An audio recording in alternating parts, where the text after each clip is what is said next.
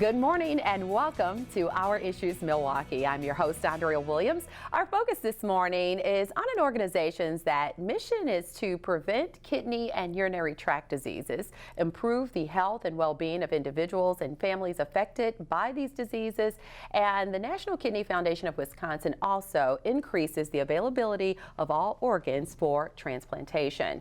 My first guests are Cindy Huber. She's the CEO of the National Kidney Foundation of Wisconsin, and Mr. Richard Lewis, who is a well-known businessman. He's the general sales manager at Concourse Motors, and he's battling kidney disease. Welcome to the show. Thank you very much. I'm so happy to have you both here. And Cindy, right off the bat, 1 in 3 American adults are at risk for kidney disease. So if you would, tell us more about what it is that you do at the National Kidney Foundation of Wisconsin. Sure. Well, our organization here, Andrea, was founded in 1968 right here in Milwaukee, and it's a statewide organization to support people that are at risk of kidney disease as well as those affected by kidney disease. And a lot of people think, well, that's not me, that I don't know anyone. But really, when you think about diabetes and hypertension and think about do you know anyone, all of us then should care about kidney disease, because diabetes and hypertension, high blood pressure are the 2 leading causes of kidney disease. So our work spans the whole continuum of offering free screenings in the community to working in Madison to make sure that public policy in terms of things that affect public health overall increase the not only awareness but the ability of people to get information so they can do something about that. Wow, that's a lot of good that you're doing. And Richard, I really appreciate you being here today to really drive home the importance of people being willing to become organ donors. So if you would share with us when you first learned that you were in need of a kidney transplant. Well, back in 1993, I went for a life insurance exam, and as part of that, they found protein in my urine, and they told me then that at some point I would need a kidney, and they said, but if I did certain things and took blood pressure medication, I could prolong that, and it ended up, my kidneys first failed in 2003, so it lasted almost 10 years. They told me 10 years, and it was almost 10 years to the day. Wow. And I was fortunate. My sister was a perfect match for me, and she stepped right up. So that particular time, I only did dialysis for about a month, and then I went right into kidney transplant. February 2nd that year, we had a transplant of 2004. Her kidney lasted me almost 10 years, and which unfortunately is about the average time of a transplanted kidney. And found myself sick again and tired, and figured out that my kidney had failed, so her kidney had failed. So I went back on dialysis, and I've been on dialysis now for 2 years. Wow. And it's, you know, it's a Monday, Wednesday. For me, it's just 3 days a week, and it's Monday, Wednesday, Friday for me, and it's 3.5 hours, and we're making it work. Wow. And what dialysis does is actually kind of balance your body and get some of those chemicals out that don't need to be there, and extra water, salt, things of that nature. So what is it like to go through the dialysis? I'm very fortunate. I mean, just like today, when I leave here, I'm going right to my dialysis center. I roll up my sleeve and plug in. I don't have a lot of difficulty with it. Some people do. You know, you have to have a port installed in your arm, or there's different types, but I have 2 areas there where they just insert the 2 needles. But really what it does, it takes all the blood out of my body, runs it through the machine, cleans it, and then it goes back in through the other tube and back into my body again. So how long does that process take? 3.5 hours. 3.5 hours. Yes. Wow. Yeah. 3 times a week. 3 times so a week. there really is a will to live that goes along with something like that, because it can be tiring, and a lot of people just give up, right? Absolutely. Yeah. Absolutely. So Cindy, it is a fact that African Americans are 3 times more likely to experience kidney failure. And my question would be, you did mention high blood pressure and diabetes, and we know that African Americans have higher incidences of those diseases. But talk about the effect that those diseases have on kidneys and how people end up dealing with kidney failure. Well, a lot of times I think because both of those conditions many times have symptoms that you might just, I don't want to say brush aside due to something else. You might feel tired, you might think you have headaches and it'll be because of stress or you've been working too hard, etc.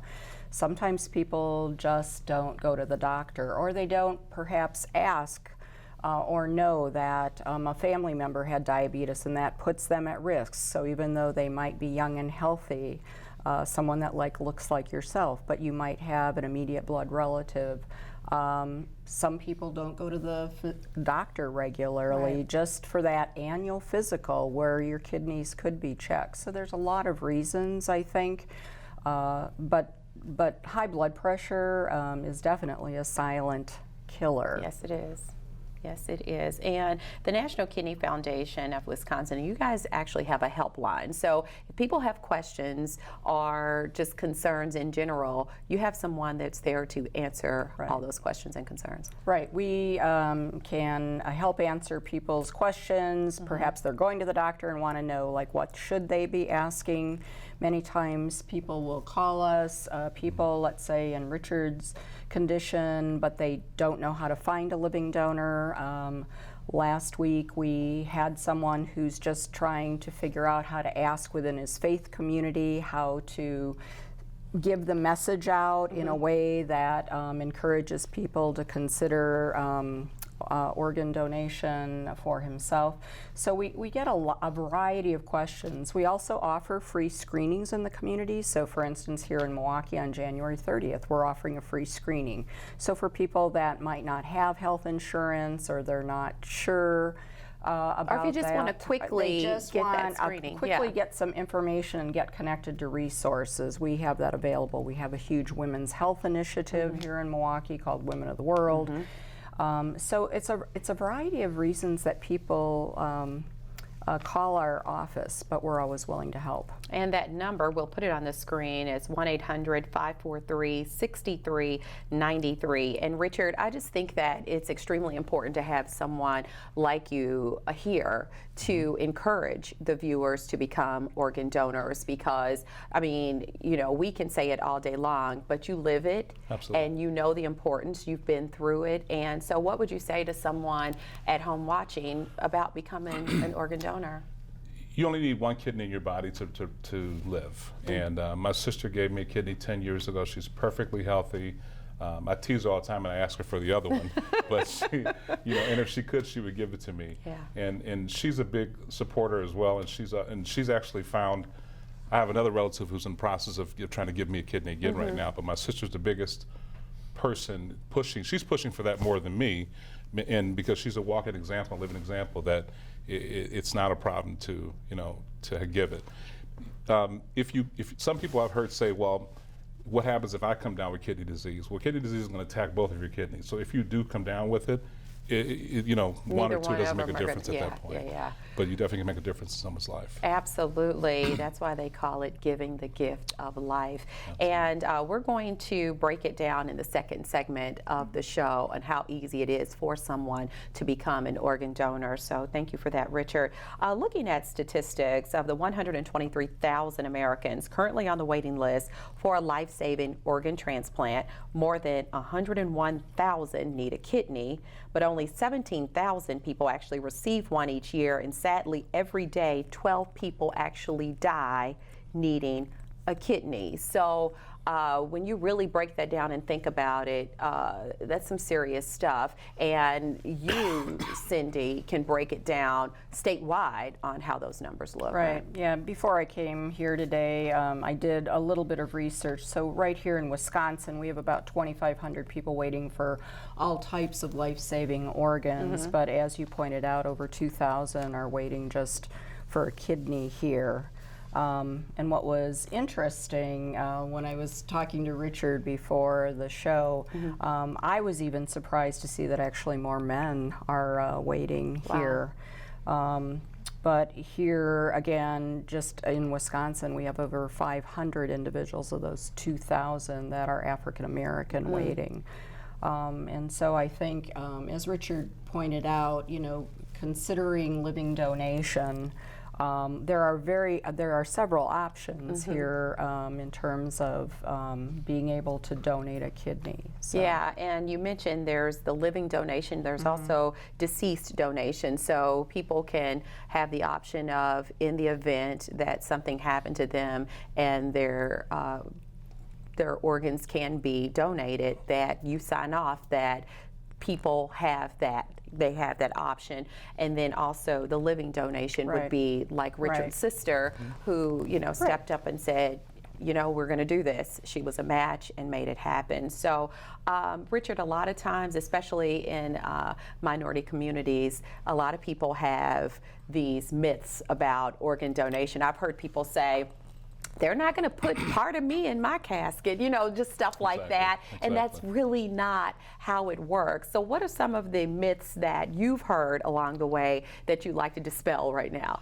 Well, the biggest one is some people feel that if they're in the hospital for some other reason and they think that they may get terminated or killed for their organs, that people will accelerate their death because they want to have their organs to give to someone else. And that's not the case. It is absolutely not the case at all. And there is a history in America. America has a history like the Tuskegee experiment and things of that nature. But hopefully we look at that as something of the past, and of course that does not happen in this day and age. So it is good to remind people that that's not the situation. Are there any myths that you ever hear? I know a lot of times people are concerned about their religion.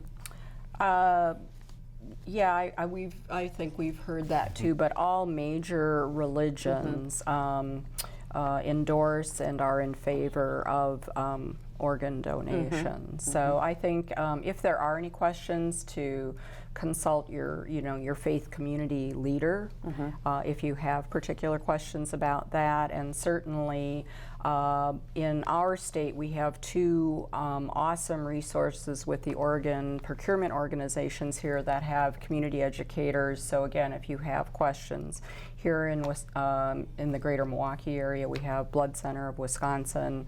So any questions about that at all, and certainly our office. Yes, and your website address where people can go to find out about anything that we've discussed today is? kidneywi.org. So real simple. Yep, very simple. And it's right there on your screen. And as we wrap up, Richard, what I love most about you is that you still always have this great energy about you. You are like a golf fanatic, and so you're still living your life. Absolutely. So what would you say to others who may be going through this same thing about just keep on keeping on?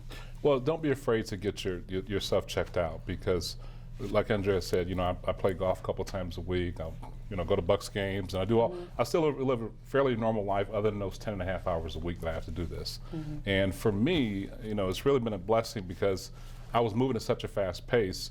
It forces me to slow down, and for at least for those 3.5 hours, I rest, I fall asleep, I read, So it's actually, in a strange way, been kind of good for me, maybe for the rest of my health. So don't be afraid to get checked out. The other thing that I wanted to say is that we've had so many deaths tragically in Milwaukee lately that had nothing to do with necessarily a person's health. And if only a percentage of those people had signed the back of their driver's license, there would be so many more deaths they could prevent. Yes, absolutely. So definitely leaving them with something to think about. And I thank you so much for coming on and sharing your story. Cindy, thank you as well. Cindy Huber is the CEO of the National Kidney Foundation of Wisconsin. And Mr. Richard Lewis, as I said before, is a well-known businessman. He's the general sales manager at Concourse Motors, and he is battling kidney disease. His story reminds us of the extreme importance of being an organ donor. For more information on anything we've discussed today, again, you can log on to kidneywi.org or call 414-897-8669. When we return to Our Issues Milwaukee, we'll continue our conversation about the National Kidney Foundation of Wisconsin and their upcoming event, Spotlight on Life. We'll also tell you how you can give the gift of life with a representative from Blood Center of Wisconsin. We'll be right back.